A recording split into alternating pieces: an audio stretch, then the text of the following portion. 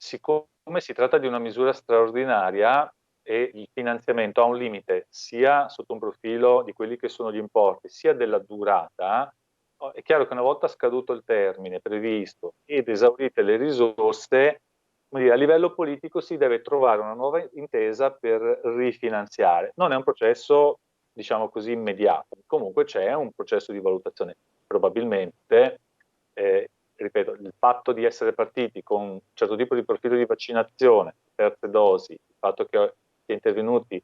come dire, semplificando molto il regime delle quarantene,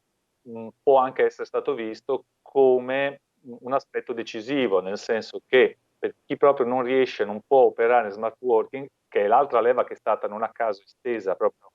in questi giorni per effetto della circolare congiunta Ministro del Lavoro Orlando, Ministro della Funzione Pubblica Brunetta, ecco, per chi non riesce a accedere